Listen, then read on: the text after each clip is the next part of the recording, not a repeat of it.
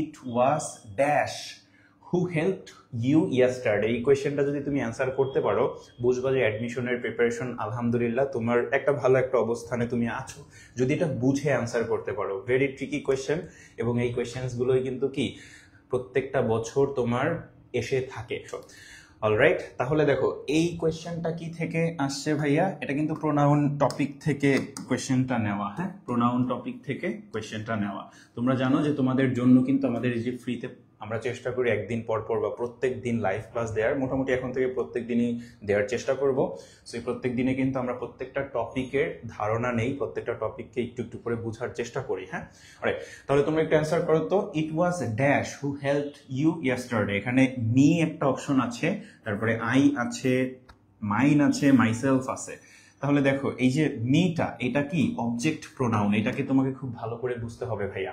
এরপরে দেখো আইটা হলো আমার সাবজেক্ট প্রোনাউন, তারপরে মাইনটা কি বলতো ভাইয়া, মাইনটা হলো আমার পজেসিভ প্রোনাউন। ওকে, আর মাইসেলফটা কি তোমার রিফ্লেক্সিভ প্রোনাউন, তাই তো? আচ্ছা, তাহলে এইটা কিন্তু আই গেস তোমরা জানো। এই প্রোনাউনের ফর্ম কিন্তু তোমাকে সবার আগে জানতে হবে। যদি তুমি প্রোনাউনের ফর্মই না জানো বা না চিনো, সেক্ষেত্রে কিন্তু কোনোভাবেই কি করতে পারবে না, সঠিক অ্যান্সারটা দিতে পারবে না।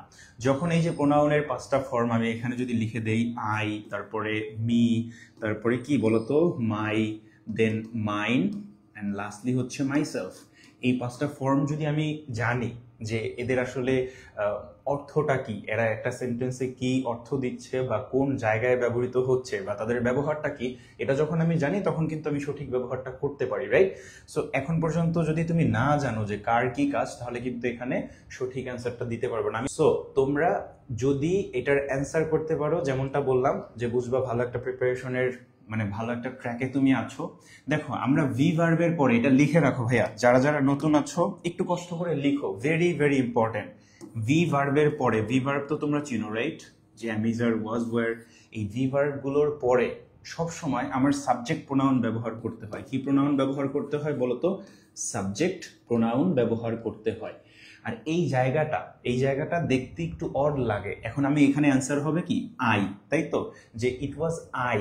সো এই যে ইট ওয়াজ আই বললাম না, এটা কিন্তু শুনতেও অড লাগে, এবং ম্যাক্সিমাম অফ দ্য স্টুডেন্ট কিন্তু জানে না যে এখানে আমার আই ব্যবহার করতে হবে বা সাবজেক্ট প্রোনাউনটাকে ব্যবহার করতে হবে। সো এটা না জানার কারণে কিন্তু এই ট্র্যাপে পাড়া দেয় স্যাররা বা যারা কোয়েশ্চেন্স বানায় তোমার ইউনিভার্সিটি অ্যাডমিশন এক্সামগুলোর, তারা কিন্তু তোমাদেরকে ট্র্যাপ সাজায় দেয় এই যে এই টপিকগুলো থেকে, যেটা তোমার বেশিরভাগ স্টুডেন্টস কি জানে না। তাহলে দেখো এই লাইনটা যদি তুমি জানো যে ভি ভার্বের পরে আমি সবসময় সাবজেক্ট প্রোনাউন ব্যবহার করি। হ্যাঁ, সাবজেক্ট প্রোনাউন, যদি প্রোনাউন আসে সেটা অবশ্যই সাবজেক্ট প্রোনাউন হবে। তাহলে এর জন্য তোমাকে কি করতে হবে? ফার্স্টে তোমাকে প্রোনাউনকে চিনতে হবে, তার 5টা ফর্মকে চিনতে হবে, এবং তাদের মধ্যে সাবজেক্ট প্রোনাউন যেটা তাকে কি চিনতে হবে। ওকে, তাহলে তুমি এখানে কি ব্যবহার করতে পারবে।